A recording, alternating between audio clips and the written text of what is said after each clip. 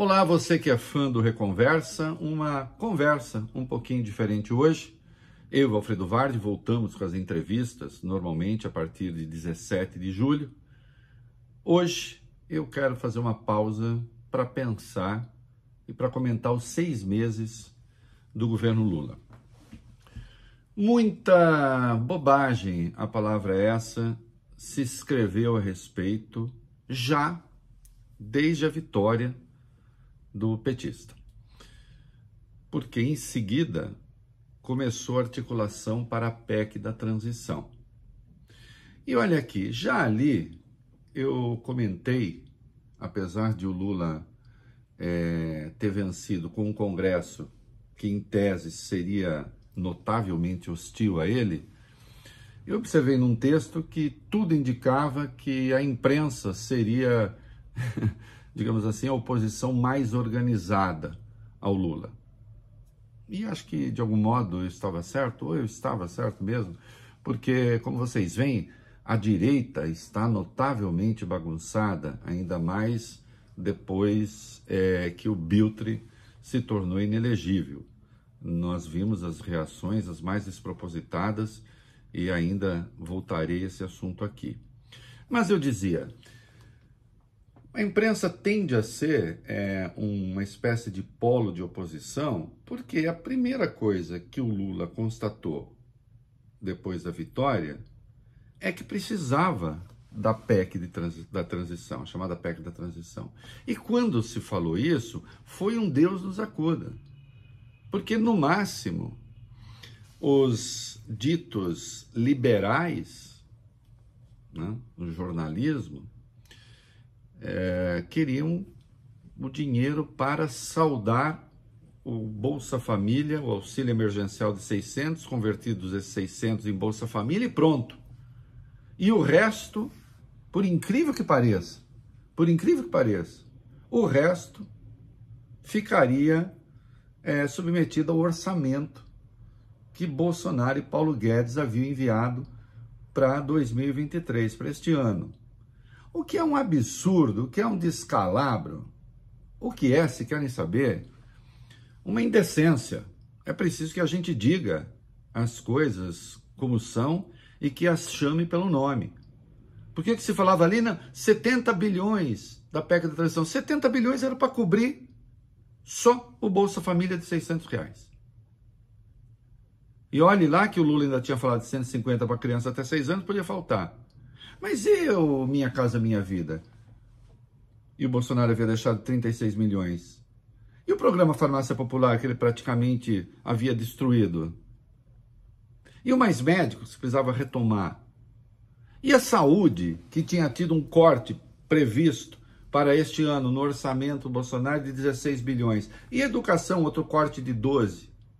Ficaria tudo daquele jeito mesmo? Houve até um colunista da direita que se quer democrática, que me contestou, disse, não, que eu chamei de herança maldita, orçamento, ele disse, não, o orçamento é plenamente factível. Bom, era o governo factível de Bolsonaro. O governo factível de Bolsonaro é aquele que fez 33 milhões de esfomeados. Ah, mas no entanto, vejam, a dívida deu uma caidinha. Ah, ele fez um pequeno superávit primário. Não, eu sou favorável que a dívida caia, sou favorável ao superávit primário, mas sempre vou perguntar a que custo. E um governo com uma marca progressista, haverá sempre de perguntar a que custo.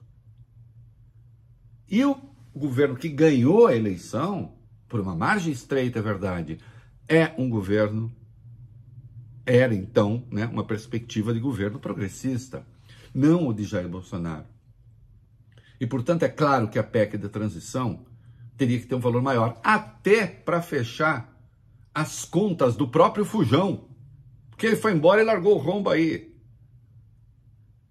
Mas já ali, gente, em novembro, teve maluco falando que daquele jeito o Lula caminharia para o impeachment. Novembro. O Lula tinha ganhado a eleição fazia menos de um mês. Porque as contas entrariam em desequilíbrio. E nós sabemos que não aconteceu. Então, como eu costumo brincar no meu programa de rádio, É da Coisa, a bola de cristal dessa gente estava queimada. Eu sempre afirmo que a imprensa brasileira hoje está cheia de Cassandras às avessas. Por que isso? A Cassandra da mitologia, coitada, o Apolo se engraçou com ela, né? E ela não quis saber do Apolo. O Apolo ficou bravo. Disse, não quer saber? E aí deu a ela o dom da profecia, mas ao mesmo tempo uma desgraça. Ninguém acreditaria. De sorte que a Cassandra sofria muito, porque ela dizia, ela antevia as tragédias, os desastres, advertia os seus contemporâneos e aqueles que conviviam com ela, e no entanto, quando aliás os gregos deixaram aquele cavalo às portas de Troia, ela disse, não coloque esse cavalo para dentro, sobrevirá a nossa destruição. Ninguém acreditou nela e meteram o cavalo para dentro. E o resto, a mitologia nos conta, né? Porque, afinal de contas, a Ilíada do Homero também é uma pegada mítica, não é isso? E Ílion foi destruída, Troia. Daí, Ilíada. As nossas Cassandras, elas são o contrário, por quê? Porque elas erram tudo. Elas erram tudo, especialmente aqueles dedicados ao jornalismo econômico. E um monte de gente acredita. Porque, na verdade, viraram porta-vozes de um setor do mercado financeiro. Nem é do mercado financeiro como um todo, não é dos bancos. Especialmente dos assets, essa gestão de grandes fortunas e tal. Essa gente tem entrada na imprensa. Dita a opinião na imprensa. Estabeleceu-se ali um consenso. Não há contradição. Não há contradita. E quando há, ainda assim, é uma coisa marginal. É só para a pessoa levar umas pancadas depois. E se previu o caos. E o caos não veio. Porque as Cassandras, as avessas, erram a diferença da Cassandra original. Entende?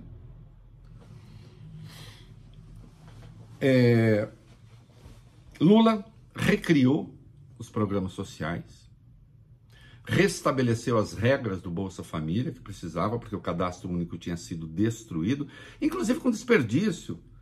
Multiplicaram-se as famílias de uma pessoa só. Claramente havia ali um pedaço de fraude no Bolsa Família. Tiraram-se as exigências relativas à educação, que foram restabelecidas. Isso era fundamental. Minha Casa Minha Vida, dos 36 milhões, no orçamento, 9,5 bilhões. Tanto é que talvez não seja executado tudo, porque é difícil. Eu preciso fazer convênio com municípios, com estados. É preciso achar os terrenos. Retomada do Mais Médicos, do Farmácia Popular, do Programa de Aquisição de Alimentos, que é importantíssimo no combate à fome e também para estabelecer o liame com a agricultura familiar. E aí uma outra crítica na imprensa vesga, absurda, cruel até, a saber, são programas velhos. Lula não tem uma marca, são programas velhos. Programas velhos? Ainda que programas pré-existentes fossem, porque existiam, a sua retomada é fundamental para dar qualidade de vida para os pobres. O que há? Agora nós vamos ficar em cima desse negócio? Se o programa for novo, a gente aplaude. Se for o Bolsa Família, o Bolsa Família eu já conheço. O Minha Casa Minha Vida eu já conheço. O Mais Médicos eu já conheço. E a verminose das crianças barrigudas, você conhece sem médico? E essa você conhece? E conhece a realidade daqueles que moram nos morros e quando chove vai tudo abaixo? Essa você conhece? E a realidade de quem precisa comprar o remédio de diabetes não tem, você conhece? De colesterol não tem, você conhece? Que história é essa? Uma crítica imoral. Tem gente que fala assim, ah, mas você ficar zangado não pode falar mal do governo Lula? Pode falar mal do governo Lula quando errar. O que há de errado em retomar programas sociais? Ou então olhar com esses caras, isso eu já vi. Eu considero isso imoral. Considero imoral e falo. Ora bolas. Não é? Bom, aí veio o arcabouço fiscal. E aí realmente, sabe aquela previsão que eu tinha feito lá atrás, que eu disse, da imprensa ser o centro da oposição, porque a direita é notavelmente burra e desorganizada para isso, ainda mais agora que aquele camarada se tornou inelegível. Olha aqui, não tinha como o arcabouço levar a dívida pública ao desastre, como anteviram. Não tinha como, porque, sim, você está estabelecendo um piso, né, para o crescimento das despesas, além da inflação. Mas também se está estabelecendo um teto. E esse teto, o crescimento da despesa será o correspondente a 70% do que crescer a receita. Então essa explosão que anteviram, não tinha como, e já está claro que não haverá explosão coisa nenhuma. Mas aí se dizia, onde já se viu? Cadê o corte de gastos? Qual corte de gastos? É preciso que se diga. Eu acho curioso quando esses críticos, esses analistas, supostamente liberais, porque liberais não são reacionários mesmo. É gente reacionária, é gente que não tem muita intimidade com o pobre. Aliás, não tem nenhuma, e nem preocupação. Quer cortar onde? Quer cortar o quê? Quando a gente fala em corte, nós vamos falar também em corte do judiciário, qual? Corte do legislativo, qual? Corte no executivo em quê? Saúde? Educação? Ah, não, vamos fazer uma reforma administrativa. Existe uma reforma administrativa que consiga cortar gasto suficiente, pelo menos na perspectiva que essa gente queria? Não, papo furado, conversa mole. Antevir um desastre, também nesse caso, que ficou claro ser falso. Mas está dependendo demais de receitas. O governo foi demonstrando, aliás, e obtendo vitórias na justiça, evidenciando, ainda falta uma do CARF, evidenciando que você tinha uma barbaridade de elisão fiscal. Incentivo concedido para ICMS nos estados, pegava o incentivo, não investia, mandava o dinheiro para o caixa e ainda praticava nova elisão fiscal depois de impostos federais. Um absurdo. E o governo foi ganhando ações na justiça, não quer dizer que vai recuperar tudo aquilo que deixou de arrecadar, mas sim haverá um aumento da arrecadação que deriva do fim da sonegação, e ainda há o que fazer no CARF, porque tem uma indecência ali no CARF, de empresas que devem impostos, recorrem, e em razão de decisão tomada por Bolsonaro e Paulo Guedes, são os próprios sonegadores que acabam votando a favor de si mesmos. 60 bilhões se perdem nessa brincadeira. Tem muita coisa a fazer aí. Mas ficou claro que o arcabouço fiscal é bom, que o arcabouço fiscal nos coloca na trilha do gasto responsável, da responsabilidade fiscal. E vejo vocês, enquanto as nossas Cassandras, as avessas aqui ficavam vociferando e veiculando a opinião dos seus amiguinhos que estavam fazendo negócios, a Standard Poor's pegou o Brasil e tirou ali da posição, né, de estável para uma posição, perspectiva positiva. botando no horizonte a possibilidade de o Brasil voltar a ser grau de investimento. Então, uma agência como a Standard Poor's viu virtudes, a verdade é essa, na economia brasileira, virtudes reais, que essa gente não viu. Uma gente que errou em tudo. Errou na previsão de crescimento, errou no comportamento do dólar, errou no comportamento da bolsa. Só acertou no seu pacto em favor do absurdo e da barbárie, que são os juros do Banco Central. Aí sim, nisso combinaram. Juros absurdos, mantidos na estratosfera. Eu lembro que a primeira crítica do Lula foi no começo de fevereiro. E o mundo parecia que vinha abaixo. Onde já se viu, os juros futuros subiram, Lula é o culpado pelos juros, o dólar subiu, Lula está provocando inflação. Era uma coisa pavorosa, absurda. E sem questionar a essência, precisamos de juros de 3,75?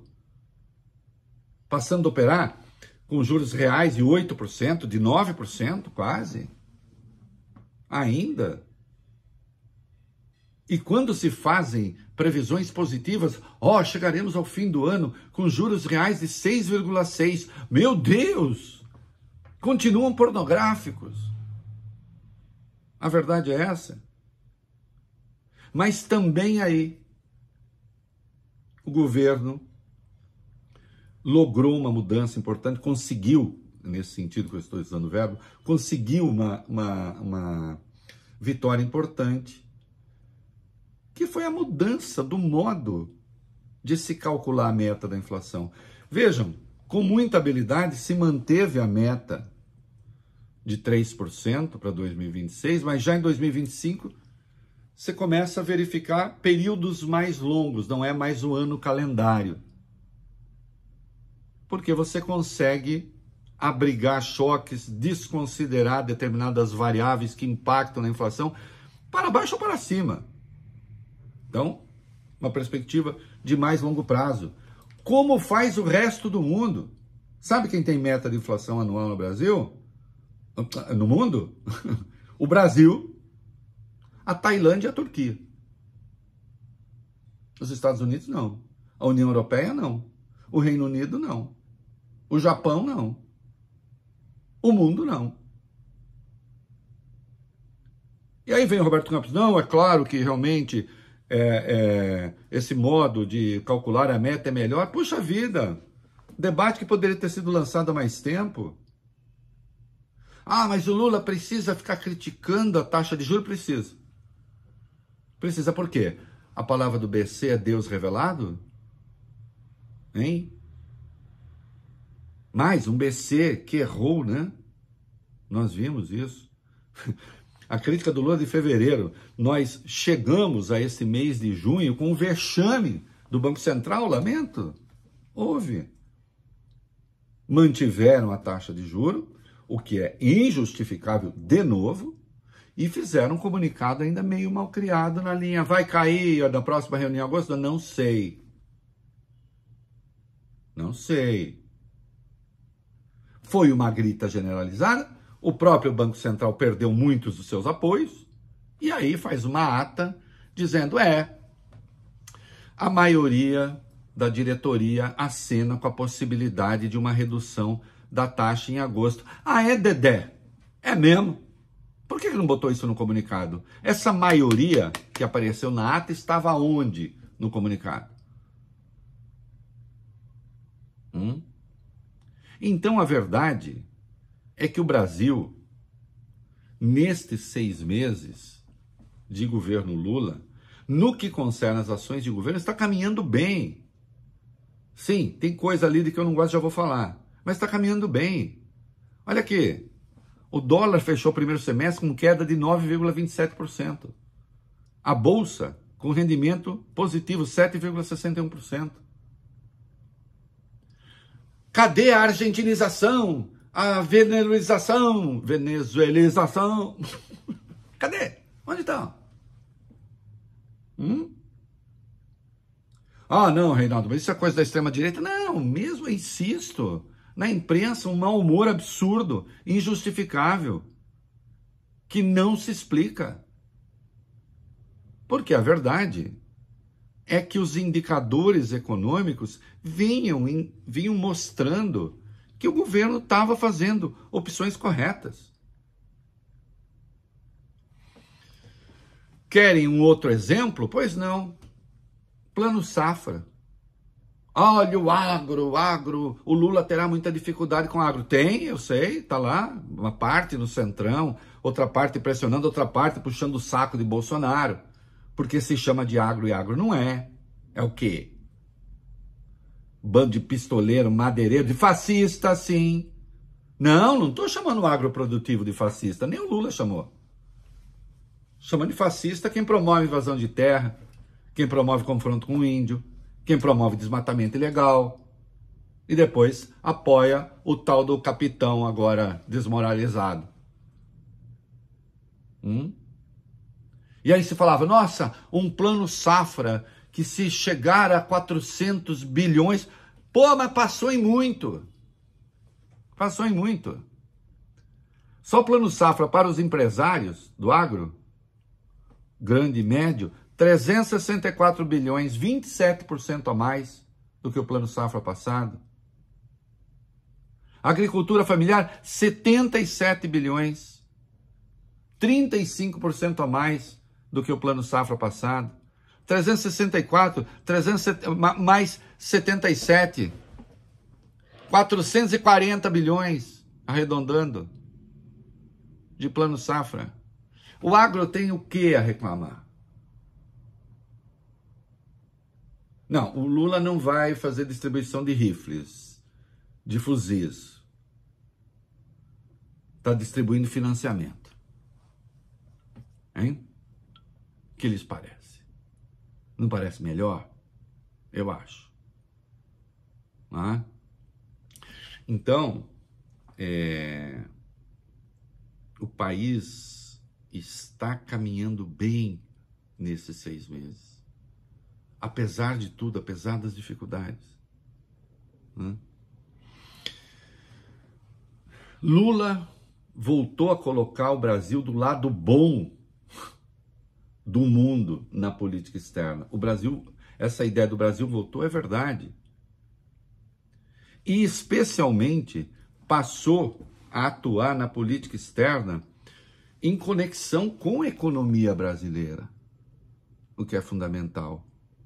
O Brasil tem um acordo a fechar, na verdade, Mercosul, União Europeia. O Brasil é a quase totalidade do Mercosul, como todo mundo sabe. E o Brasil reafirmou suas metas com desmatamento zero. Só que ao mesmo tempo o Lula vai lá fora e diz assim, sim, nós queremos desmatamento zero, nós não queremos desmatar, mas nós queremos o seu dinheiro, o dinheiro que vocês prometeram,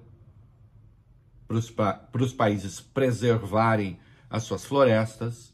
O Bolsonaro também fazia isso. O Bolsonaro também fazia isso, chutando a canela e dizendo, se precisar desmatar, nós desmatamos mesmo, que é problema nosso. Porque a terra é nossa, a gente faz o que quer. Bravata de gente pequena. Como falei no programa da Coisa, é bravata de gente que só tem altura para chutar canela. E não para ter uma conversa olho no olho. A União Europeia aprovou um adendo ali, com exigências adicionais, especialmente ao Brasil, para fechar o acordo com o Mercosul, que previam punições severas para o Brasil, para o agronegócio brasileiro. O Lula falou, com ameaça de punição, não dá, nós não podemos negociar.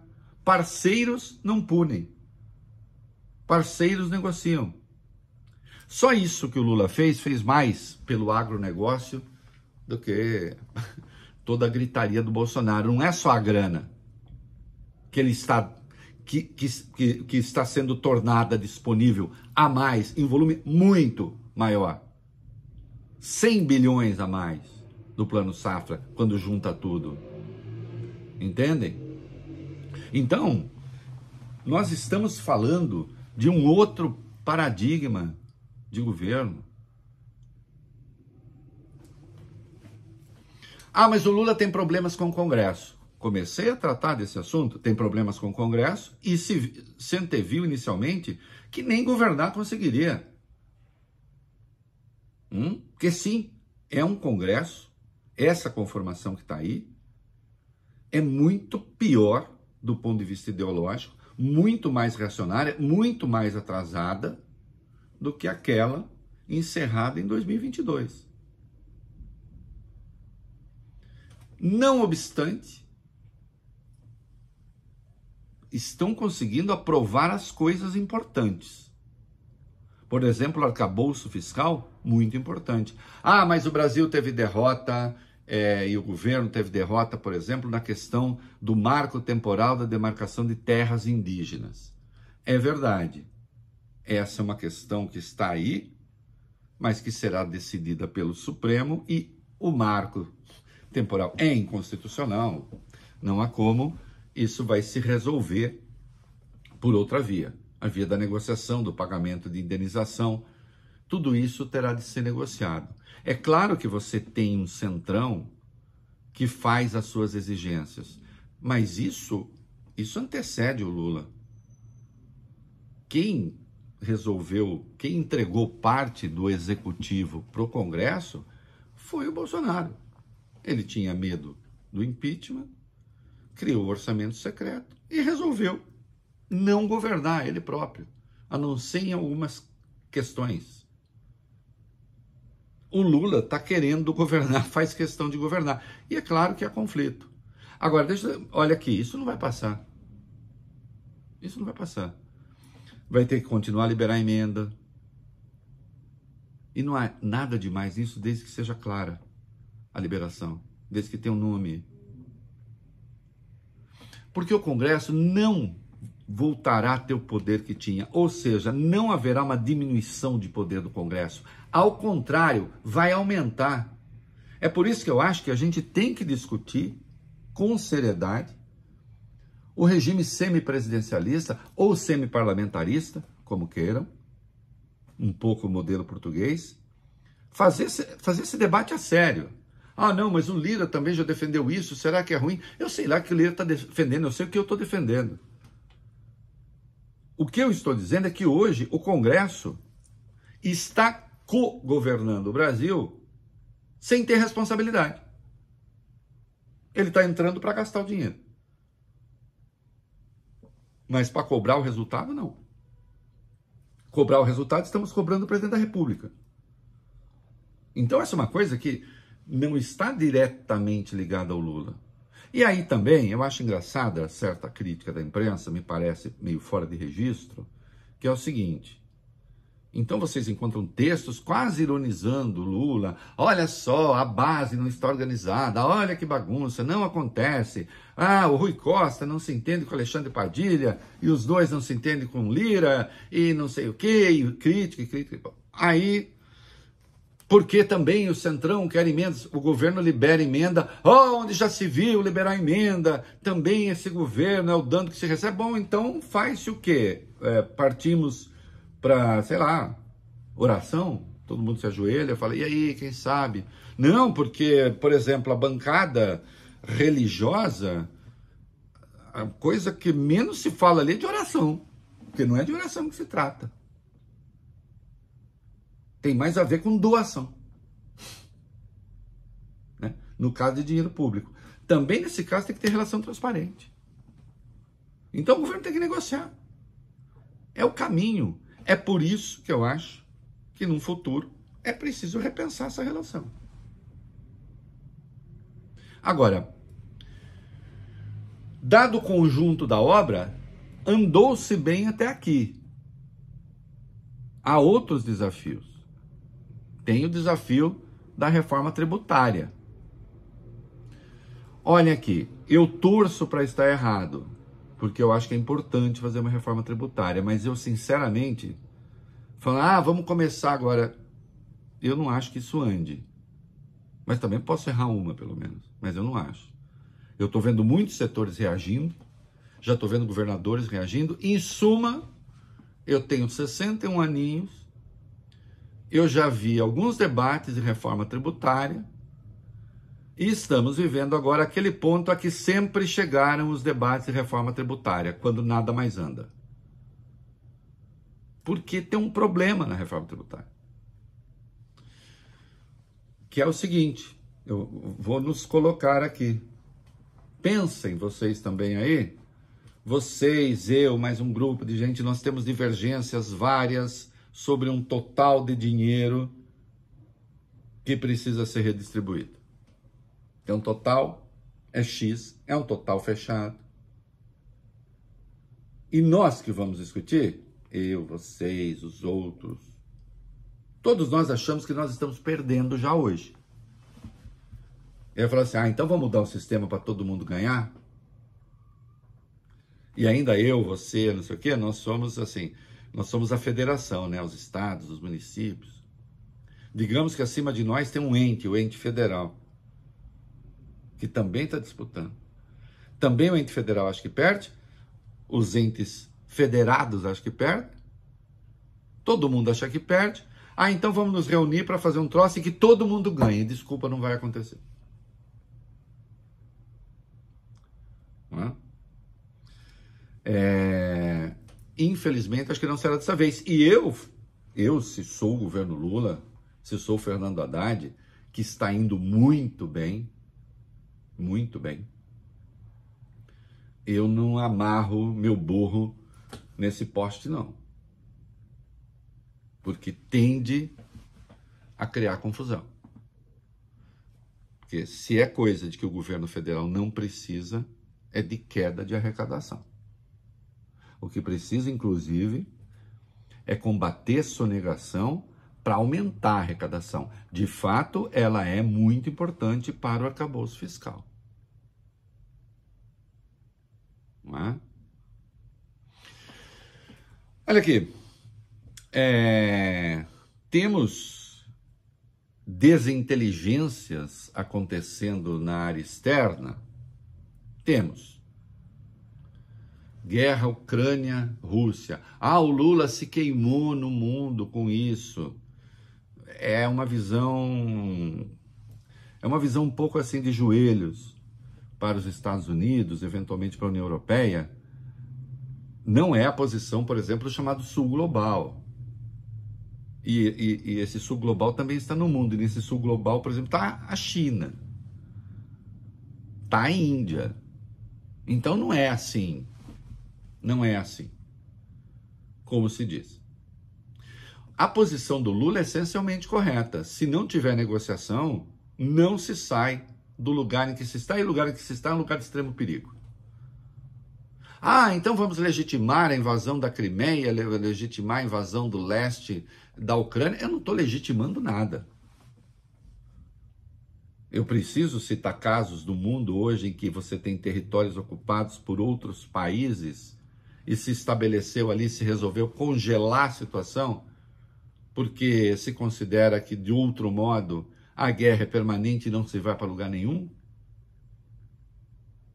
Com a diferença, neste caso em particular, é que esta guerra é travada com aquela que é a maior potência nuclear do mundo.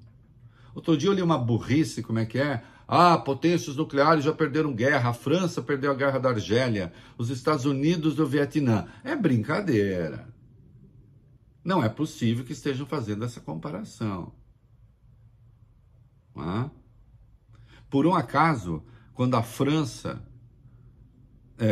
assume a derrota no caso da Argélia, havia na França a perspectiva de que a França pudesse ser destruída? Hein? De que todo o establishment da França fosse cair? De que a França deixasse de ser a França? Quando os Estados Unidos se retiram do Vietnã, em algum momento se fala assim, nossa, agora os Estados Unidos estão acabados, ninguém mais dá bola para os Estados Unidos. Tinha isso? Mas isso é uma burrice, mas isso é uma estupidez. Eu não vou falar que é uma jeguice, porque o jegue é um bicho cheio de habilidades. Agora, a Rússia não. A ideia que se faz é que perder da Ucrânia é cair o establishment russo. E tem gente em Washington, quem tem miolos ainda funcionais, que não quer que o Putin seja destruído por um golpe interno. Porque vem quem? Insisto, é o maior arsenal nuclear do mundo. Ah, quer dizer que se tiver uma guerra nuclear Estados Unidos, Rússia, a Rússia pode ganhar? Queridos, se cada um deles usar 5% do arsenal nuclear, já não tem mais mundo para disputar. Então, sim, é preciso negociar. É preciso sentar, estabelecer um armistício. Há coisas e aqui os esquerdistas certamente discordam do que eu considero atraso ideológico e falas desastradas do Lula em relação à Venezuela. Eu acho que o pior episódio desses 6 meses foi a recepção do Lula por Nicolás Maduro, com falas absurdas, como aquela, por exemplo, fale imprensa livre do Brasil e do seu país. Que imprensa livre do seu país? Tem imprensa livre na Venezuela? Tem oposição livre na Venezuela? Os candidatos todos ali que podiam eventualmente concorrer com Maduro foram considerados inelegíveis. Aquilo é uma ditadura. Como Nicarágua é uma ditadura. E, portanto, esses regimes não podem ser incensados de algum jeito. Vejam só, eu não acho que o Brasil tenha que exportar democracia para os outros. Oh, não, vamos romper com a Nicarágua, vamos romper com a Venezuela. Isso é coisa de gente estúpida, burra. Por quê? Agora nós vamos romper com todos os países que não forem democracia? Você já imaginar o caos que não seria? Isso é besteira. Agora, não precisamos romper, mas também o Lula não precisa passar a mão na cabeça dos respectivos ditadores. E aquela recepção de Nicolás Maduro eu considero absolutamente boba, inaceitável. O Brasil já votou contra a Nicarágua na OEA, né, pedindo que se apurem ali agressões aos direitos humanos. Consta que o Lula está bastante irritado com Daniel Ortega, mas não basta isso. Quando esta questão vem a público, é preciso chamar as coisas pelo nome. E pronto. Aí o Lula dá uma entrevista à Rádio Gaúcha, outro momento infeliz, e diz: ah, não, a democracia é relativa, que a democracia é para você, não é democracia para mim. Não tem isso. As democracias são diferentes. Uma tem voto distrital misto, outra não tem, uma é parlamentarismo, outra não é, ou tem o sistema americano, que eu acho absurdo, mas está lá, de qualquer modo é o povo que vota, e a alternância de poder. Presidente, não. Se um regime não tem liberdade de organização da oposição e não tem liberdade de imprensa, a democracia não é. Ponto final. Ah, significa que só nas democracias como nós as reconhecemos pessoas do povo chegam ao poder? Não, não significa. Ter um monte de gente que saiu do povo, que está lá no comando da China.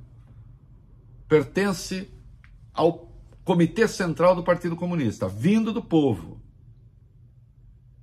Gente vinda do povo. Mas não é democracia. E nós queremos democracia e não negociamos e não abrimos mão da questão democrática. Portanto, não faz sentido ter esse tipo de debate. Entende? É um debate inútil. Inútil, contraproducente, e eu brinquei, não é da coisa, escrevi também. O Lula, com essas falas, ele fica dando capim para a extrema-direita. Ou ela morre de fome. Fica dando água para a extrema-direita, ou ela morre de sede. E nós vimos isso. Então, outro dia foi engraçado, porque eu estava fazendo um programa ali, todo o noticiário era positivo para o Brasil, na área econômica, tudo, sem exceção, não é? E estavam lá, e o esgoto bolsonarista nas redes sociais, aquela gente que se disfarça de jornalista, batendo em quê? Na fala de Lula sobre Maduro, na fala de Lula, aquela entrevista à Rádio Gaúcha, na fala... Então, na verdade, a extrema-direita, esta sim está sem eixo nenhum, ou a direita de maneira geral. Não tem programa, não tem nada. Não tem absolutamente nada. E seu único comportamento é ser reativo. É Lula cometer um errinho aqui, e eles vão e amplificam esse erro e transformam isso num caos e tal. Porque não tem o que falar. Não tem o que fazer. As coisas estão acontecendo. E bem. E aí sim, com os direitos, o Bolsonaro tornado inelegível pelo TSE, por 5-2, e nós vimos a qualidade da argumentação daqueles 2 votos, coisa absurda, né, do Raul Araújo, do Nunes Marques. Esse Raul Araújo primeiro disse assim, olha, em síntese ele disse, eu sei que o que o Bolsonaro fez é crime, mas como a eleição aconteceu e quem ganhou tomou posse, e o TSE reagiu, então não precisa punir. E o Nunes Marques, bem, esse nem crime, viu? Afinal, é o Nunes Marques. Mas as coisas ficaram ali. E se imaginou uma comoção em muitos da turma, né, do bolsonarismo. Vocês vão ver o Bolsonaro, tal. Eu, de novo, né, não vou ficar aqui antevendo o futuro, mas o que eu percebi é que o julgamento correndo, o Bolsonaro vai para o Rio Grande do Sul esperando que o Rio Grande do Sul inteiro estivesse com ele, e tinha lá meia dúzia de gato pingado. Foi para o Rio de Janeiro, idem. Nas redes sociais também se imaginou, oh, vai ser e tal. Também não. Porque essa gente imaginou que de algum jeito pudesse realmente pressionar o TSE, o STF, e não vai. Bolsonaro inelegível. É isso que se tem. Bolsonaro inelegível, e quando se medem as reações do que é que essas pessoas estão falando. O próprio Rogério Marinho, líder do governo no Senado, do PL do Rio Grande do Norte, quando foi falar sobre a inelegibilidade do Bolsonaro, eu falei, bom, ele é um quadro preparado da direita. Falei, deve, né, então, exaltar. Fui falar como que é? Bolsonaro, aquele que defende a vida desde a concepção. Bolsonaro, que não sei o quê. Em última instância, fazendo uma guerra, a velha guerra de valores ainda. Me parece que eles realmente estão deslocados. Não tem o que dizer. Não tem nem mesmo o que criticar do governo.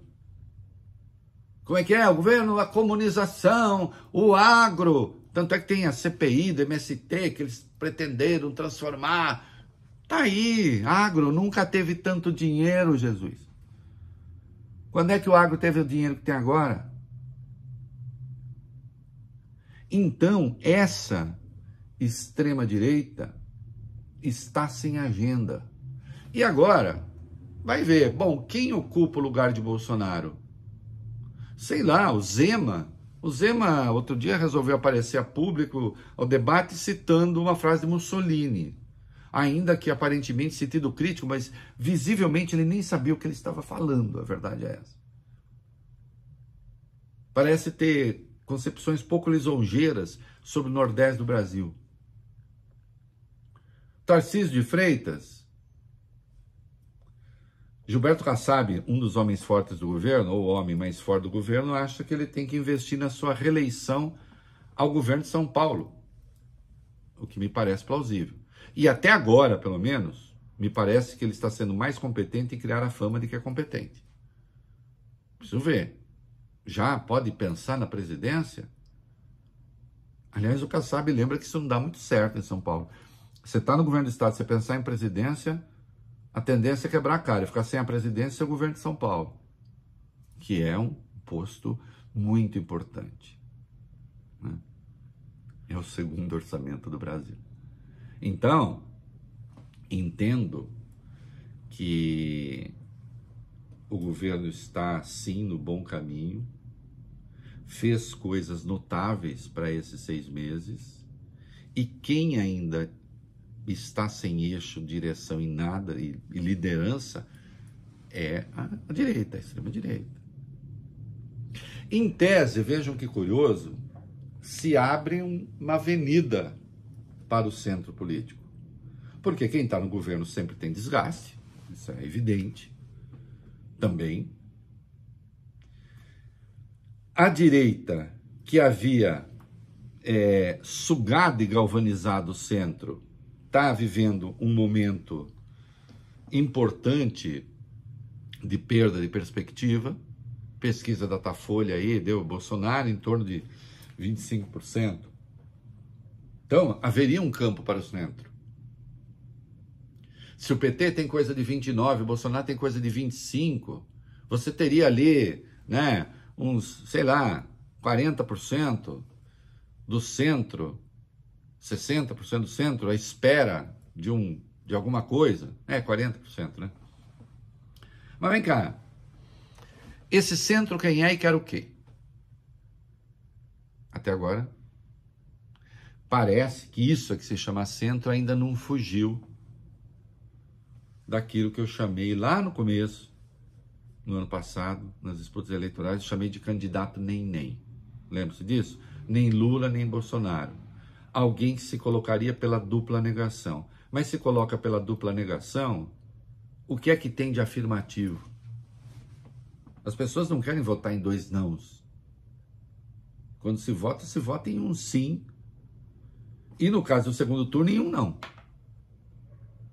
Então, essa que eu chamei de quimera da dupla negação, isso não existe. Então, esse centro precisa dizer com clareza o que quer. Mais do que o centro dizer com clareza o que quer, esse centro precisa deixar de ser patologicamente antipetista.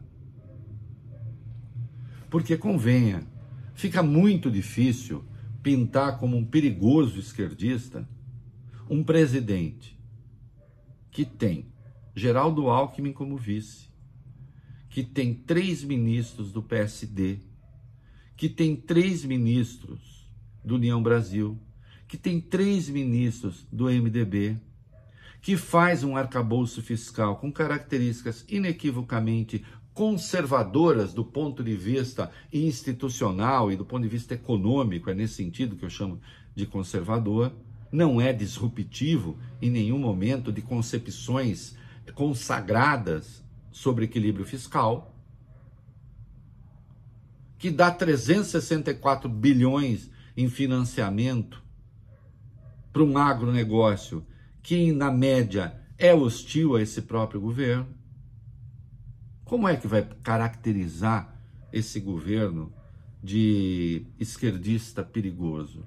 Quando o centro